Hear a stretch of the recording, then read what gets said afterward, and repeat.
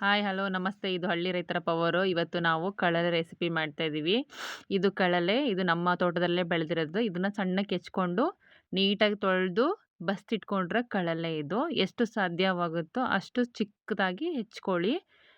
ನೋಡಿ ಎಷ್ಟು ಚೆನ್ನಾಗಿ ಸಣ್ಣದಾಗಿದೆ. ನೆಕ್ಸ್ಟ್ ಬಂದ್ಬಿಟ್ಟು ಅವರೆಕಾಳು. ಇದು ನಾವು ನಮ್ಮ ತೋಟದಲ್ಲೇ ಬೆಳೆದಿರೋಂಥದ್ದು. ಇದು ಒಣಗಿದ ಅವರೆಕಾಳನ್ನ ನಾವು ನೈಟ್ ಪೂರ್ತಿ ನೀರು ಹಾಕಿ ನೆನೆಸಿಟ್ಕೊಂಡಿದ್ವಿ. ಅದು ಇದು ಒಣಗಿದ್ದು. ನೆಕ್ಸ್ಟ್ ಬಂದ್ಬಿಟ್ಟು ಕುಕ್ಕರ್ ತೊಗೊಂಡಿದ್ದೀವಿ. ಕುಕ್ಕರ್ಗೆ ನೆನೆಸಿಟ್ಕೊಂಡ್ರೆ ಅವರೆಕಾಳನ್ನ ಹಾಕ್ಕೊತಾ ಇದ್ದೀವಿ. ಚೆನ್ನಾಗಿ ನೆಂದಿರಬೇಕಿದು. ನೆಂದಷ್ಟು ಚೆನ್ನಾಗಿ ಬರುತ್ತೆ, ರುಚಿಯಾಗಿರುತ್ತೆ. ಇದು ಬಂದ್ಬಿಟ್ಟು ನಾವು ನಮ್ಮದೇ ಹೊಲದಲ್ಲಿ ಬೆಳೆದಿರೋಂಥದ್ದು. ನೆಕ್ಸ್ಟು ಸಣ್ಣದಾಗಿ ಹೆಚ್ಕೊಂಡ್ರೆ ಕಳಲೆ ತೊಗೊತಾ ಇದ್ದೀವಿ. ಇದನ್ನು ಸಹಿತ ಹಾಗೆ ಹಾಕ್ಕೊತಾ ಇದ್ದೀನಿ. ನೋಡಿ ಎಷ್ಟು ಚೆನ್ನಾಗಿ ಇದೆ. ನೋಡೋಕ್ಕೆ ಎಷ್ಟು ಅದ್ಭುತವಾಗಿದೆ. ಇದನ್ನು ಹಾಕ್ಕೊಂಡು ಎಷ್ಟು ಬೇಕೋ ಅಷ್ಟು ಫುಲ್ಲು ನಾನು ಸಣ್ಣಗೆ ಹೆಚ್ಕೊಂಡಿದ್ದೀನಿ. ನೋಡಿ ನೀರು ಹಾಕ್ಕೊತಾ ಇದ್ದೀವಿ. ನೀರು ಇದಕ್ಕೆ ಎಷ್ಟು ಬೇಕೋ ಅಷ್ಟು ಮುಳುಗೋ ಅಷ್ಟು ನೀರು ಹಾಕ್ಕೋಬೇಕು. ಇದು ನನಗೆ ನಮ್ಮ ಅಜ್ಜಿ ಹೇಳ್ಕೊಟ್ರೆ ರೆಸಿಪಿ. ನಮ್ಮ ಅಜ್ಜಿ ತುಂಬ ಚೆನ್ನಾಗಿ ಅಡುಗೆ ಮಾಡ್ತಾರೆ. ಇದನ್ನು ನಾವು 3 ವಿಷಲ್ ಕೂಗಿಸ್ಬೇಕು. ಬನ್ನಿ ನೋಡೋಣ. ಇವಾಗ ನಾನು ಕರೆಂಟ್ ಒಲೆ ಮೇಲೆ, ನಮ್ಮ ಮನೇಲಿ ಕರೆಂಟ್ ಒಲೆ ಯೂಸ್ ಮಾಡ್ತೀವಿ, ಅದ್ರ ಮೇಲೆ ಇಟ್ಬಿಟ್ಟು ಕುಕ್ಕರ್ ಕ್ಲೋಸ್ ಮಾಡ್ತಾ ಇದ್ದೀನಿ. ಇದು ಕ್ಲೋಸ್ ಮಾಡಾಯಿತು. ಇವಾಗ ಇದು 3 ವಿಷಲ್ ಕೂಗಬೇಕು. ನೋಡಿ ಇವಾಗ ಇಟ್ಟಿದ್ದೀನಿ, ಕುದೀತಾ ಇದೆ. 3 ವಿಷಲ್ ಕೂಗಬೇಕು. ಇವಾಗ ಕೂಗ್ತಾ ಇದೆ. ಇದು ಕೂಗಿದಾದ್ಮೇಲೆ ಸ್ವಲ್ಪ ತೆಗೆದಿಟ್ಬಿಟ್ಟು ನೆಕ್ಸ್ಟ್ ಪಾತ್ರೆ ಇಡೋಣ. ಪಾತ್ರೆಗೆ 1 ಚಮಚ ಎಣ್ಣೆ ಹಾಕ್ಕೊತಾ ಇದ್ದೀನಿ. ಎಣ್ಣೆ ಸ್ವಲ್ಪ ಕಾಯಲಿ. ಕಾದ್ಮೇಲೆ ಸ್ವಲ್ಪ ಜೀರಿಗೆ, ಸಾಸಿವೆ ಮತ್ತು ಚಿಟಪಟ ಅಂತ ಸೌಂಡ್ ಬಂದಮೇಲೆ ಇದಕ್ಕೆ ನಾವು ಸ್ವಲ್ಪ ಕರಿಬೇವು ಹಾಕ್ಕೊತಾ ಇದ್ದೀವಿ. ಇದು ಅಷ್ಟೇ ಚೆನ್ನಾಗಿ ಫ್ರೈ ಆಗಬೇಕು. ಫ್ರೈ ಆದಮೇಲೆ 3 ಈರುಳ್ಳಿ ಹಾಕ್ಕೊತಾ ಇದ್ದೀನಿ. ಸಣ್ಣದಾಗಿ ಹೆಚ್ಕೊಂಡ್ರೆ ಈರುಳ್ಳಿ ಹೆಚ್ಕೋಬೇಕು. ಎಷ್ಟು ಸಾಧ್ಯ ಆಗುತ್ತೋ ಅಷ್ಟು ಸಣ್ಣಕ್ಕೆ ಹೆಚ್ಕೋಬೇಕು. ಹೆಚ್ಕೊಂಡ್ರೆ ಹಾಕ್ಕೊಂಬಿಟ್ಟು ಚೆನ್ನಾಗಿ ಫ್ರೈ ಆಗಲಿ. ಫ್ರೈ ಮಾಡಬೇಕು. ಸ್ವಲ್ಪ ಕಲ್ಲರ್ ಬಿಡಬೇಕಿದು. ಕಲ್ಲರ್ ಬಿಡೋವರೆಗೂ ಚೆನ್ನಾಗಿ ಫ್ರೈ ಮಾಡ್ತಾನೆ ಇರಬೇಕು. ಚೆನ್ನಾಗಿ ಫ್ರೈ ಮಾಡಿ ಇವಾಗ ನಾವು ಇದನ್ನು ಚೆನ್ನಾಗಿ ಫ್ರೈ ಮಾಡ್ಕೊತಾ ಇದ್ದೀವಿ. ಇದು ಇವಾಗ ಫ್ರೈ ಆಗಿದೆ. ಈ ಥರ ಚೆನ್ನಾಗಿ ಫ್ರೈ ಆಗಬೇಕು. ಇವಾಗ ನಾವು ಇದಕ್ಕೆ 2 ಟೇಬಲ್ ಸ್ಪೂನು, ಒಂದಾಯಿತು. 2 ಸ್ಪೂನು ಖಾರದ ಪುಡಿ, ಇದು 2 ಸ್ಪೂನ್ ಹಾಕ್ಕೊಂಡಿದ್ದೀನಿ. ನಿಮ್ಗೆ ಎಷ್ಟು ಬೇಕೋ ಅಷ್ಟು ನೋಡಿಕೊಂಡು ಖಾರಕ್ಕೆ ಅನುಗುಣವಾಗಿ ಹಾಕ್ಕೊಳ್ಳಿ. ನೆಕ್ಸ್ಟ್ ಇದಕ್ಕೆ ನಾವು ಮನೆಯಲ್ಲೇ ಮಾಡಿದಂತಹ ಸಾಂಬಾರು ಪುಡಿಯನ್ನು ಹಾಕೋತಿದ್ದೇನೆ. ಇದು ಸಹಿತ 2 ಸ್ಪೂನ್ ಹಾಕಬೇಕು. ನಿಮಗೆ ಬೇಕು ಅಂದರೆ ಹಾಕ್ಕೊಳ್ಳಿ, ಎಷ್ಟು ಬೇಕಾದರೂ ಹಾಕ್ಕೋಬೋದು. ನಮಗೆ 2 ಸ್ಪೂನ್ ಸಾಕು. ನೆಕ್ಸ್ಟ್ ಇದಕ್ಕೆ ನಾನು ಇದಕ್ಕೆ 1 ಸ್ಪೂನು ಕುರ್ಷಾಣಿ ಪುಡಿ ಹಾಕ್ತಾಯಿದ್ದೀನಿ. ಇದಕ್ಕೆ ಹುಚ್ಚಳ ಪುಡಿನೂ ಅಂತಾರೆ. ನೆಕ್ಸ್ಟ್ ನಾನು ಅರಿಶಿನ ಒಂದು ಸ್ವಲ್ಪ 1/4 ಟೀ ಸ್ಪೂನ್ ಅರಿಶಿನ ಹಾಕ್ತಾಯಿದ್ದೀನಿ. ನೆಕ್ಸ್ಟ್ ರುಚಿಗೆ ತಕ್ಕಷ್ಟು ಉಪ್ಪು ನಾನು ಇಲ್ಲಿ 1 ಸ್ಪೂನನ್ನು ಹಾಕಿಕೊಳ್ಳುತ್ತಿದ್ದೇನೆ. ನೀವು ರುಚಿಗೆ ಅನುಗುಣವಾಗಿ ಹಾಕಿ. ಇದನ್ನು ಸ್ವಲ್ಪ ಚೆನ್ನಾಗಿ ಫ್ರೈ ಮಾಡಿ ನೋಡಿ, ಈ ಥರ ಫ್ರೈ ಮಾಡ್ಕೊಳ್ಳಿ. ಫ್ರೈ ಮಾಡಿಕೊಂಡು ಇದಕ್ಕೆ ಸ್ವಲ್ಪ ಹುಣಸೆ ಹಣ್ಣಿನ ರಸ ಹಾಕ್ಕೋಬೇಕು. ಇದು ನೋಡಿ, ಇದು ಹುಣಸೆಹಣ್ಣಿನ ರಸ.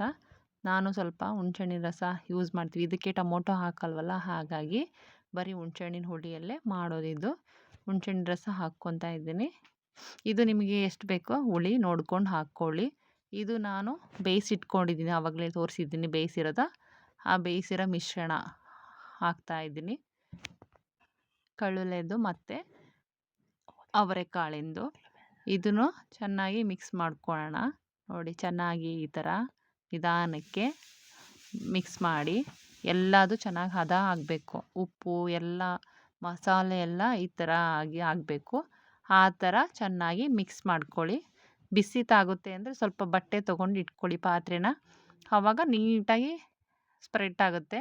ಈ ಥರ ಮಿಕ್ಸ್ ಮಾಡ್ಕೊಳೋದ್ರಿಂದ ರುಚಿನೂ ಎಲ್ಲ ಅನುಗುಣವಾಗಿ ಎಲ್ಲ ಹೋಳಿಗೂ ಕಾಳಿಗೂ ಹತ್ಕೊಳುತ್ತೆ. ಈ ಥರ ಚೆನ್ನಾಗಿ ಮಿಕ್ಸ್ ಮಾಡ್ಕೊಳ್ಳೋಣ. ಈ ಥರ ಮಿಕ್ಸ್ ಮಾಡ್ಕೊಂಡಾದ್ಮೇಲೆ ಎಲ್ಲ ನೀರನ್ನು ಬಸಿದ್ಬಿಟ್ಟಿದ್ದೀವಲ್ವ, ಅದಕ್ಕೆ ತುಂಬ ಗಟ್ಟಿಯಾಗಿದೆ. ಅದಕ್ಕೆ ಸ್ವಲ್ಪ ನೀರು ಅಗತ್ಯಕ್ಕೆಂದರೆ ಸ್ವಲ್ಪ ಹಾಕ್ಕೋಬೇಕು, ಜಾಸ್ತಿ ಹಾಕ್ಕೋಬಾರ್ದು. ಆಮೇಲೆ ಇದು ತೆಳ್ಳಗೂ ಆಗಬಾರ್ದು. ಇದು ಮೀಡಿಯಮ್ ಆಗಿರಬೇಕು. ಅಂದರೆ ತೀರ ಗಟ್ಟಿನೂ ಇರಬಾರ್ದು ಮತ್ತು ತೀರ ತೆಳ್ಳಗೂ ಇರಬಾರ್ದು. ಇದು ನಾವು ರೊಟ್ಟಿಗೆ, ಚಪಾತಿಗೆ ಹಚ್ಕೊಂಡು ತಿನ್ನೋದಲ್ವ, ಹಾಗಾಗಿ ಈ ಥರ ನೀರು ಹಾಕ್ಕೊಂಡು ನೋಡಿ ಇದು ಸ್ವಲ್ಪ ಕುದೀಲಿ. ಅಷ್ಟರಲ್ಲಿ ನಾನು ಕೊತ್ತಂಬರಿ ಸೊಪ್ಪು ಸಣ್ಣಗೆ ಹೆಚ್ಕೊಂಡಿದ್ದೀನಿ. ಇದು ಇವಾಗ ಕುದೀತಾ ಇದೆ. ಇದು ಕುದಿ ಬಂದಮೇಲೆ ಈ ಥರ ಮಿಕ್ಸ್ ಮಾಡಿಕೊಂಡು ಆಮೇಲೆ ನಾವು ಇದನ್ನ ಈ ಥರ ಮಿಕ್ಸ್ ಮಾಡ್ಕೊಳ್ಳೋಣ. ಚೆನ್ನಾಗಿ ಮಿಕ್ಸ್ ಮಾಡ್ಕೋಬೇಕು. 1-2 ನಿಮಿಷ ಈ ಥರ ಮಿಕ್ಸ್ ಮಾಡ್ಕೊತಾನೆ ಇರಬೇಕು. ಇಲ್ಲಾಂದರೆ ತಳ ಹಿಡಿಯುತ್ತೆ. ಯಾಕೆ ಅಂತಂದರೆ ಇದು ಸ್ಟಿಮ್ಮಲ್ಲಿ ಇವಾಗ ಕುದಿ ಬಂದಮೇಲೆ ಸ್ವಲ್ಪ ಸ್ಟೀಮಲ್ಲಿ ಇಡಿಬೇಕು. ಇಟ್ಟಾದಮೇಲೆ ಇದಕ್ಕೆ ಸ್ವಲ್ಪ ಕಟ್ ಮಾಡಿರೋ ಕೊತ್ತಂಬರಿನ ಹಾಕ್ಕೊತಾ ಇದ್ದೀನಿ. ಸ್ಟೀಮಲ್ಲೇ ಆಲ್ಮೋಸ್ಟ್ ಬೇಯಿಸ್ಬೇಕು ಇದನ್ನು. ಏಕೆಂದರೆ ಗಟ್ಟಿ ಇರುತ್ತಲ್ವಾ ಆ ಥರ. ಅದಕ್ಕೋಸ್ಕರ ನಾವೇನು ಮಾಡಬೇಕು, ಸಣ್ಣ ಉರಿಲೇ ಇಟ್ಕೊಂಡು ಇದನ್ನು ಚೆನ್ನಾಗಿ ಮಿಕ್ಸ್ ಮಾಡ್ಕೋಬೇಕು. ಈ ಥರ ಮಿಕ್ಸ್ ಮಾಡ್ಕೊಳ್ಳಿ. 1-2 ನಿಮಿಷ ಕೈ ಆಡಿ ಹಿಂಗೆ 2 ಸೆಕೆಂಡು ಕೈ ಆಡಿಬಿಟ್ಟು ಈ ಥರ ಇದು ಒಂದು ಸ್ವಲ್ಪ ಕೈ ಆಡಿ ಸ್ವಲ್ಪ ಕುದಿಬೇಕು. ಒಂಚೂರು ಕುದಿ ಬರ್ತಾ ಇದೆ ನೋಡಿ ಹಿಂಗೆ. ಈ ಥರ ಚೆನ್ನಾಗಿ ಕುದಿ ಬಂದಮೇಲೆ ಈ ಪಲ್ಯ ಆಯಿತು. ಕಳುಲೆ ಪಲ್ಯ ರೆಡಿ ಆಯಿತು. ನೋಡಿ ಸರ್ವ್ ಮಾಡ್ತೀನಿ ಇವಾಗ. ನೋಡಿ ಸರ್ವ್ ಮಾಡಾಗಿದೆ ಇವಾಗ.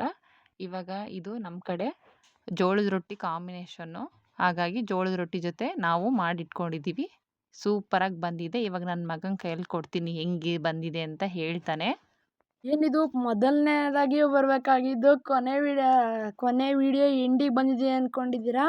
ನಮ್ಮ ಕರ್ನಾಟಕ ಅಂದರೆ ನಮ್ಮೂರಿನ ಸ್ಪೆಷಲ್ ಕಳುಲೆ ಪಲ್ಯ, ಜೋಳದ ರೊಟ್ಟಿ ಹಾಗೂ ಟಾಪಿಂಗ್ಸಿಗೋಸ್ಕರ ಅಂತ ಈರುಳ್ಳಿ ಸೌತೆಕಾಯಿನ ನಾವು ಇಟ್ಕೊಂಡಿದ್ದೀವಿ. ನಮ್ಮ ಯೂಟ್ಯೂಬ್ ಚಾನಲಲ್ಲಿ ಅಡುಗೆದು ಇದು ಮೊದಲನೇ ಪ್ರಯತ್ನ. ನೀವು ಹಿಂಗೆ ನಮಗೆ ಸಪೋರ್ಟ್ ಮಾಡ್ತಿದ್ರಿ ಅಂದರೆ ನಾವು ಹೀಗೆ ವೀಡಿಯೋಸ್ನ ಹಾಕಿ ಇದೇ ಥರ ಬೇರೆ ಬೇರೆ ಅಂತ ಅಡುಗೆದ ವೀಡಿಯೋ ಹಾಗೂ ಎಜುಕೇಷ್ನಲ್ ವೀಡಿಯೋನ ಸಹ ಹಾಕೋಕ್ಕೆ ನಮಗೆ ತುಂಬ ಪ್ರೋತ್ಸಾಹ ನೀಡ್ದಂಗೆ ಆಗುತ್ತೆ. ನಮ್ಮ ಚಾನಲ್ನ ಹೀಗೆ ಸಪೋರ್ಟ್ ಮಾಡ್ತಾಯಿರಿ. ನಾನು ತಿಂದಂಥ ಕಳುಲೆ ಪಲ್ಯನೂ ತುಂಬ ಚೆನ್ನಾಗಿತ್ತು. ನಮ್ಮೂರಲ್ಲಿ ತುಂಬ ಜನ ಈ ಸೀಸನಲ್ಲೇ ಮಾಡೋದು, ಅಂದರೆ ಮಳೆಗಾಲದಲ್ಲೇ ಮಾಡೋದು. ಸೂಪರಾಗಿ ಸಹ ಇತ್ತು. ಬೆಳಗ್ಗಿನ ಊಟಕ್ಕೆ ಆರ್ಗ್ಯಾನಿಕ್ ಫುಡ್ ಅಂದರೆ ಇದೇ ನೋಡಿ. ಮಕ್ಕಳಿಗೆ ಜಂಕ್ ಫುಡ್ ಬದಲಾಗಿ ಇದನ್ನೇ ಕೊಟ್ಟರು ತುಂಬ ಇಷ್ಟಪಟ್ಟು ತಿಂತಾರೆ. ಬಾಯ್ ಫ್ರೆಂಡ್ಸ್, ಮತ್ತೊಂದು ವಿಡಿಯೋದಲ್ಲಿ ಸಿಗೋಣ. ಬಾಯ್.